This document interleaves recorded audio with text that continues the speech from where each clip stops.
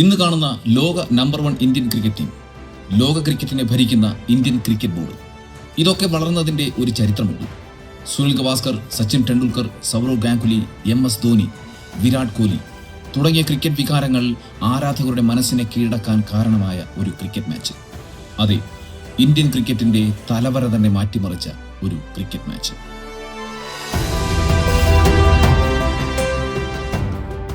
ആയിരത്തി 1983 ഇംഗ്ലണ്ട് ലോകകപ്പ്. ഇത് തുടങ്ങുന്നതിന് മുൻപ് ഇന്ത്യ ലോകകപ്പ് മത്സരങ്ങളിൽ ഒരു ജയം മാത്രമേ നേടിയിട്ടുണ്ടായിരുന്നുള്ളൂ.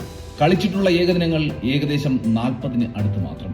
ഓസ്ട്രേലിയക്കെതിരെ 162 റൺസിന്റെ കൂറ്റൻ തോൽവി നേടിയ ഇന്ത്യ അടുത്ത കളിയിൽ വെസ്റ്റ് ഇൻഡീസിനോട് 66 റൺസിനും തോറ്റ് ഒരു കളി കൂടി തോറ്റാൽ ലോകകപ്പിൽ നിന്നും പുറത്താകും എന്ന അവസ്ഥയിൽ നിൽക്കുന്നു.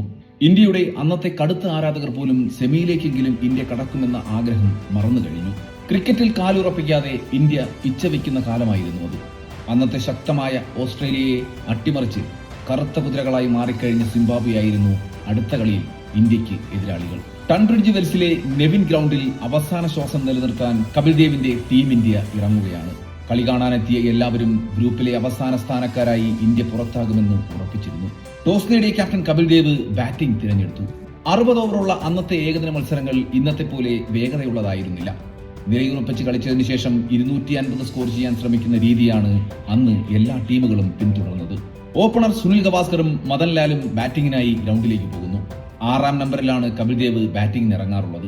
ഒരുപാട് സമയമുണ്ടല്ലോ എന്ന് കരുതി കപിൽ ഡ്രസ്സിംഗ് റൂമിലെത്തി കുളിക്കാനായി ബാത്റൂമിൽ കയറി.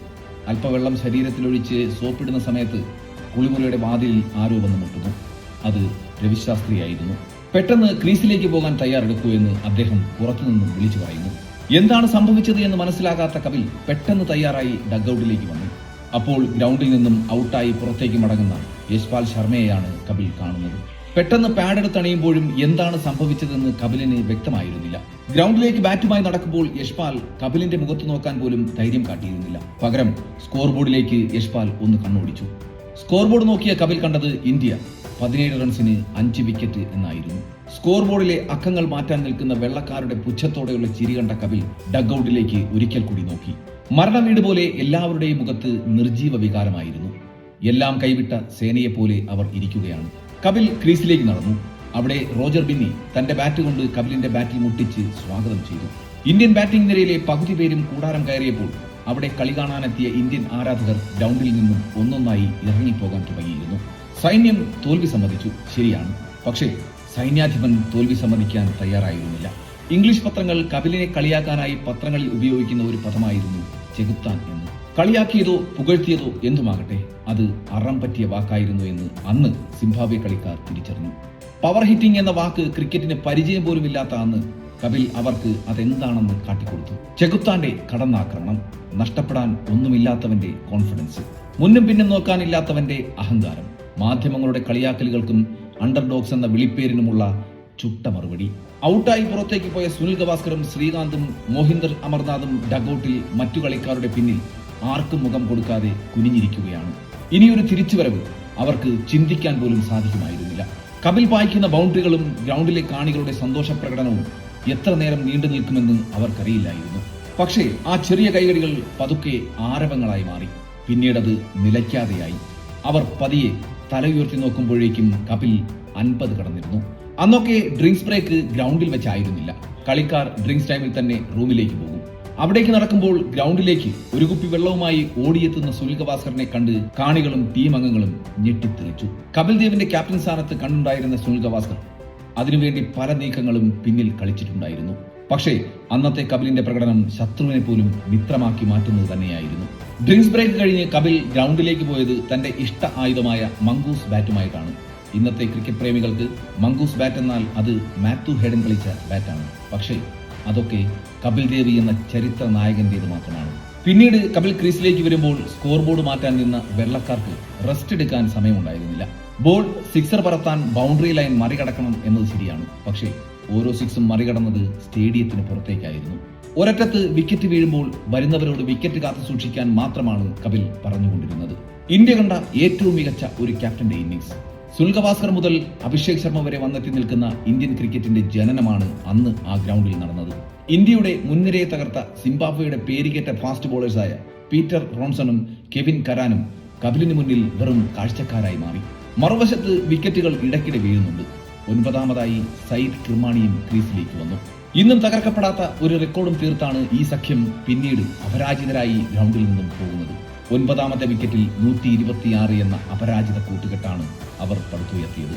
ഈ കൂട്ടുകെട്ടിൽ സയ്യിദ് കിർമാണി നേടിയത് വെറും 24 റൺസുകൾ മാത്രമാണ്. പക്ഷേ അദ്ദേഹം കപിലിന് നൽകിയ പിന്തുണ ഒരു സെഞ്ചുറിക്ക് തുല്യമായിരുന്നു. ബാറ്റിംഗ് ടെക്നിക്ക് ഒട്ടും വശമില്ലാത്ത കിർമാണി അന്ന് നേരിട്ടത് 56 പന്തുകളാണ്. ലക്ഷ്യം ഒന്ന് മാത്രം, പുറത്താകരുത്. ഓരോ പന്തും അതിജീവിക്കുമ്പോൾ കപിൽ അദ്ദേഹത്തെ മറുപുറത്ത് നിന്ന് അഭിനന്ദിക്കുന്നുണ്ടായിരുന്നു. ഇന്ത്യൻ ക്രിക്കറ്റ് ചരിത്രത്തിൽ അന്ന് ആദ്യമായി ഒരു ഇന്ത്യക്കാരന്റെ സെഞ്ചുറി പിറന്നു. അന്ന് ഇന്ത്യക്കാരന്റേതായി ആദ്യമായി പിറന്ന ആ സെഞ്ചുറി വെറും 72 പന്തുകളിലായിരുന്നു. വെറും 100-ഓ 110-ഓ ആയിരുന്നില്ല ആ ഇന്നിംഗ്സ് ചെന്നവസാനിച്ചത്. അത് ചെന്നവസാനിച്ചത് 175 റൺസിലായിരുന്നു. അക്കാലത്ത് ഒരു ടീം ഇന്നിംഗ്സിൽ തന്നെ വളരെ വിരളമായി കാണപ്പെടുന്ന ഒന്നാണ് സിക്സറുകൾ.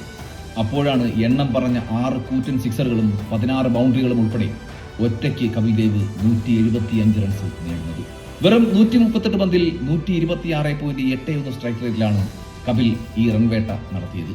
42 പന്തിൽ 22 റൺസ് നേടിയ റോജർ ബിന്നിയുടെ 43.58 എന്ന സ്ട്രൈക്ക് റേറ്റ് കപിൽ കഴിഞ്ഞാൽ ഇന്ത്യൻ ഇന്നിംഗ്സിൽ 2ാം സ്ഥാനത്തുള്ളത്. ക്രിക്കറ്റിൽ ഒറ്റയാൾ പോരാട്ടം, പ്രത്യേകിച്ച് ബാറ്റ് ചെയ്യുമ്പോൾ, വളരെ വെല്ലുവിളി നിറഞ്ഞ ഒന്ന് തന്നെയാണ്. പക്ഷേ അത് അസാധ്യമല്ലെന്ന് കപിൽ കാണിച്ചു കൊടുത്തു. കപിലിന്റെ ക്രിക്കറ്റ് ചരിത്രത്തിലെ ഏറ്റവും മികച്ച ഇന്നിംഗ്സ് അന്ന് ഒരു ടിവിയിലും സംപ്രേഷണം ചെയ്തിരുന്നില്ല എന്ന് മാത്രമല്ല, അതിന്റെ വീഡിയോ ചിത്രീകരണവും നടന്നിരുന്നില്ല. പക്ഷേ ഈ ഇന്നിംഗ്സിലെ കപിലിന്റെ ചില പ്രധാനപ്പെട്ട നിമിഷങ്ങൾ അവിടെ ക്യാമറയുമായി വന്ന ഒരു ആരാധകൻ പകർത്തിയിരുന്നു. ഈ ചിത്രത്തിന്റെ ഫിലിമുകൾ വൻ തുകയ്ക്കാണ് പിന്നീട് കപിൽ സ്വന്തമാക്കിയത്. ഒറ്റയാൾ പോരാട്ടം, ക്രിക്കറ്റിൽ ഒറ്റയാൾ പോരാട്ടം എന്താണെന്നറിയാത്തവർക്ക് കപിൽ അത് എന്താണെന്ന് കാട്ടിക്കൊടുത്തു. പിന്നീട് ധോനി ഈ പാത പിന്തുടർന്ന് ആരാധകരുടെ മനസ്സിൽ സ്ഥാനം നേടിയതും നമ്മൾ കണ്ടതാണ്. നോക്കൂ, ഇരട്ട സെഞ്ചുറി എന്ന നാഴികക്കല്ല് ആദ്യം മറികടന്നത് സച്ചിൻ ടെണ്ടുൽക്കറാണ്. പിന്നീട് അതേ വഴിയിൽ പലരും അത് തേടിപ്പോയി.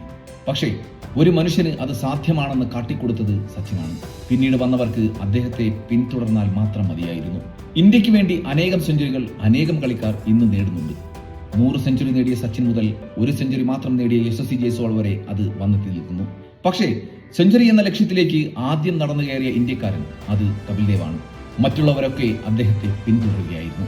അദ്ദേഹം ലോകവിജയം നേടിയ ശേഷം 28 വർഷങ്ങൾ കാത്തിരുന്നിട്ടാണ് ഇന്ത്യക്ക് 2011 ലോകവിജയം നേടാൻ സാധിച്ചത്. അതിൽ നിന്ന് തന്നെ എത്ര പോരാളികൾ ഉണ്ടായാലും നയിക്കാൻ കഴിവുള്ള ഒരു ക്യാപ്റ്റൻ ഉണ്ടെങ്കിൽ മാത്രമേ ലോകവിജയം പ്രാപിക്കാൻ കഴിയൂ എന്ന് തെളിയുന്നു. ലോകവിജയങ്ങൾ നേടിത്തന്ന കപിലിനെയും മഹേന്ദ്ര സിംഗ് ധോണിയെയും രോഹിത് ശർമ്മയെയും ഒക്കെ നമുക്ക് എന്നും ആദരിക്കാം.